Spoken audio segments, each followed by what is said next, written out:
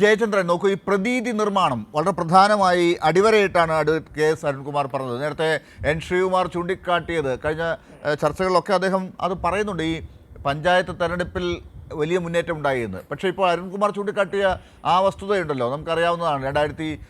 2024 ലോക്സഭാ തെരഞ്ഞെടുപ്പിൽ നിന്ന് എവിടെ എത്തി എന്നുള്ളത് വലിയൊരു താഴോട്ട് പോക്കാണ് ഉണ്ടായത് എന്നുള്ളത് കണക്കുകൾ കാണിക്കുന്നുണ്ട്.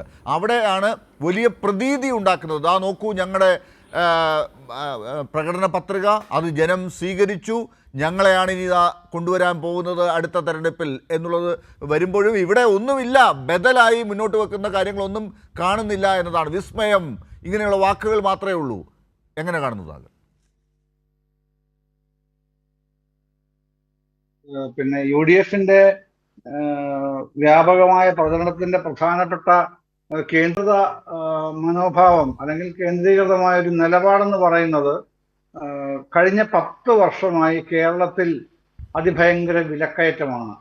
സാധനങ്ങൾ വാങ്ങിക്കാൻ പറ്റാതെ ജനങ്ങളുടെ ജീവിതം ദുസ്സഹമായിരിക്കുന്നു. അന്ന് പറഞ്ഞാൽ അതിന് കണക്കുകൾ നിരത്തുകയാണല്ലോ ചെയ്യുന്നത്. അപ്പോ പിന്നെ ഞാൻ ഇതൊക്കെ കാണുമ്പോൾ ഏതെങ്കിലും ചാനൽ ചർച്ചകളിൽ പറയണം എന്ന് ഓർത്തു തന്നെ ഞാൻ ശ്രദ്ധിച്ചു വെച്ചിരുന്ന കാര്യമാണ്. അതുകൊണ്ട് ഇപ്പോൾ അത് താങ്കളുടെ ചോദ്യത്തിന്റെ മറുപടിയായി പറയുകയാണ്. ഈ 1980 പാർലമെന്റ് തെരഞ്ഞെടുപ്പാണ് ഞാൻ പെട്ടെന്ന് ഓർത്ത് പറയാൻ കഴിയും. അന്നത്തെ പ്രതിപക്ഷം വലിയ തോതിൽ ഉയർത്തിയ ഒരു പ്രശ്നമായിരുന്നു വിലക്കയറ്റം. വലിയ പ്രശ്നമായിട്ട് തന്നെ രാജ്യവ്യാപകമായ പ്രതിപക്ഷം ഉയർത്തിയ പ്രശ്നമാണ്. അപ്പൊ അതിന് തൊട്ടു മുമ്പുള്ള ജനതാ പരിവാറിന്റെ കാര്യമൊക്കെ അറിയാമല്ലോ. പിന്നെ അന്ന് ഇന്ദിരാഗാന്ധി പറഞ്ഞൊരു മറുപടിയുണ്ട്.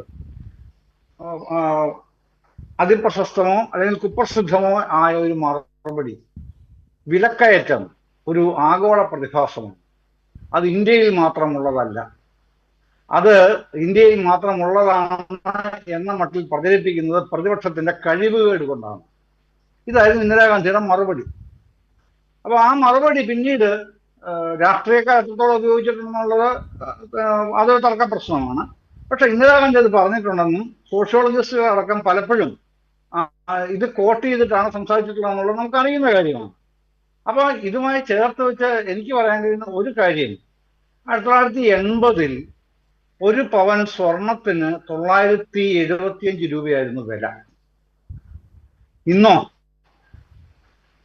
ഇന്ന് ഏതാണ്ട് 1,20,000 രൂപ അടുത്ത് എത്തി. എന്തൊരു മുടിഞ്ഞ വിലക്കയറ്റമാണ്! കോൺഗ്രസ് ഉണ്ടാക്കിയ വിലക്കയറ്റം BJP തുടരുന്നു എന്നല്ലേ നമ്മൾ പറയേണ്ടത്, അല്ലേ? അങ്ങനെയാണോ സാധാരണ ഇത്തരം കാര്യങ്ങൾ കാണാറുള്ളത്?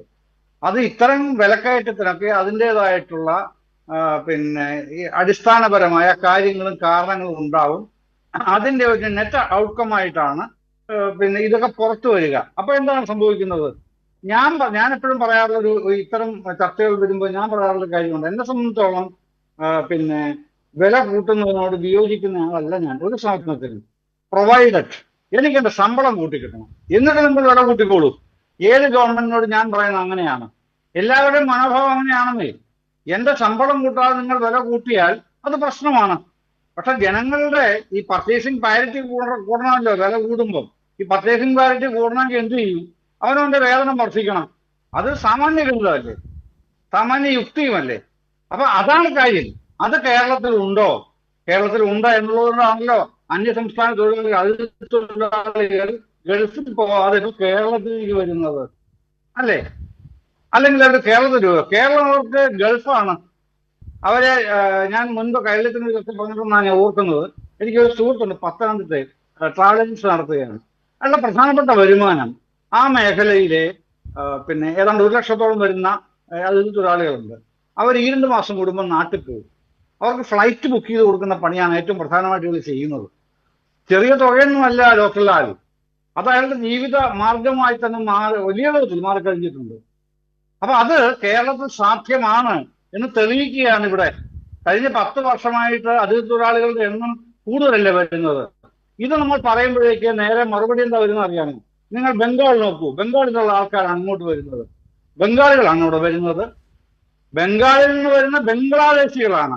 ബംഗ്ലാദേശിൽ നിന്ന് അഭയാർത്ഥികളായിട്ട് വരുന്നവരാണ് ബംഗാൾ വഴി നുഴഞ്ഞു കയറുന്നത്. എത്ര ഉദാഹരണങ്ങൾ വേറെ ഉണ്ട്.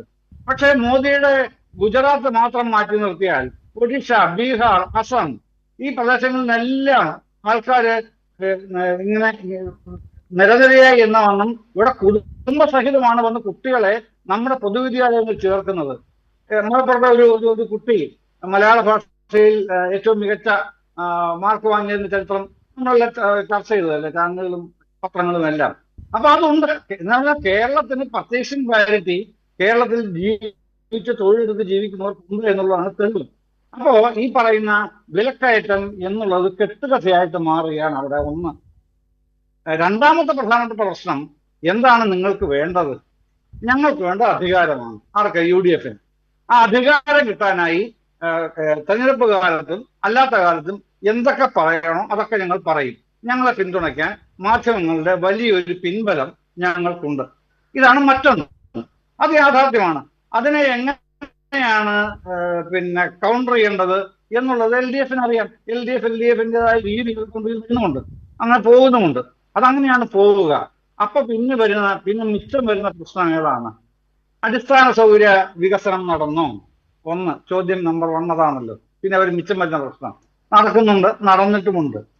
2, ക്ഷേമ പദ്ധതികൾ കാലാകാലങ്ങളിൽ ന്യായമായി കൊടുക്കുന്നുണ്ടോ? ഉണ്ടല്ലോ. കുടിശ്ശിക അടക്കം ക്ഷേമ പെൻഷൻ കൊടുത്തു തീർക്കുകയും അത് 2000 രൂപയായിട്ട് വർദ്ധിപ്പിക്കുകയും ചെയ്തല്ലോ. UDF ഏറ്റവും കൂടുതൽ ചർച്ച ചെയ്തത്, ഈ കഴിഞ്ഞ കാലങ്ങളിൽ ചർച്ച ചെയ്തത് കെട്ടിട നിർമ്മാണ തൊഴിലാളി പെൻഷന്റെ കാര്യത്തിൽ നമ്മുടെ പ്രിയപ്പെട്ട ശ്രീകുമാർ അടക്കം ഞങ്ങൾ പല ചർച്ചകളിലും പറഞ്ഞിട്ടുമാണ് ഇതുമായി ബന്ധപ്പെട്ട ചർച്ചകൾ. കെട്ടിട നിർമ്മാണ തൊഴിലാളി ആനുകൂല്യങ്ങൾ എന്തുകൊണ്ട് കൊടുക്കുന്നില്ല? അതും ഇപ്പൊ കൊടുത്തു തുടങ്ങിയല്ലോ. അപ്പൊ അത്തരം കാര്യങ്ങൾ ഇലക്ഷൻ വരുന്നതുകൊണ്ടാണോ കൊടുക്കുന്നത്? സാമ്പത്തിക പ്രയാസം കൊണ്ടാണെന്ന് ധനമന്ത്രിയും മുഖ്യമന്ത്രിയും മറ്റു മന്ത്രിമാരും രാഷ്ട്രീയ നേതാക്കളും അടക്കം എത്രയോ പ്രാവശ്യം വിശദീകരിച്ചു കഴിഞ്ഞു. അതിന്റെ കണക്കുകളെല്ലാം നമ്മുടെ മുമ്പിലുണ്ട്. ഞാൻ ഏതാണ്ടൊക്കെ അക്കാര്യത്തിൽ ഇപ്പൊ കാണാൻ വിളിച്ചതുപോലെ ആയിട്ടുണ്ട്. ഇങ്ങനെ പറഞ്ഞു വന്നിട്ടുണ്ട് ഈ കണക്കുകളുടെ കാര്യം. അതിപ്പോ ഇവിടെ ആവർത്തിക്കുന്നില്ല. അപ്പൊ അതുണ്ട്. നമുക്ക് പോരായ്മകളോ കുറവുകളോ ഇല്ല എന്നില്ല. ആ പോരായ്മകളും കുറവുകളും ഉള്ളപ്പോഴും നമ്മൾ മുമ്പോട്ട് തന്നെയാണ് കേരളം പോകുന്നത്. സ്റ്റാഗ്നന്റ് ആയിട്ട് സ്തംഭനാവസ്ഥയിൽ നിൽക്കുകയല്ല, അല്ലെങ്കിൽ പുറകോട്ടടി നേരിടുകയല്ല എന്നുള്ളത് നമ്മുടെ മുമ്പിലുള്ള പ്രത്യക്ഷമായ തെളിവുകളാണ്. അതായത് ഒരു പ്രതീതി ഉണ്ടാക്കലല്ല ശ്രമിക്കുന്നത് LDF എന്നുള്ളതാണ്. കൃത്യമായി അവിടെ ഡേറ്റയുണ്ട്, കൃത്യമായി അവിടെ ആ അനുഭവമുണ്ട്, ആളുകൾ അതനുസരിച്ച് കാര്യങ്ങൾ പറയുന്നുമുണ്ട്. പക്ഷെ അതും പോരാ, അതിനപ്പുറത്തേക്ക് കാര്യങ്ങൾ വേണം എന്നുള്ള ഒരു ഘട്ടമുണ്ട്. അവിടത്തേക്കാണ്, അടുത്തൊരു ഘട്ടത്തിലേക്ക് കാര്യങ്ങൾ കൊണ്ടുപോകാൻ തന്നെയാണ് നമ്മളെല്ലാവരും ആഗ്രഹിക്കുന്നത്.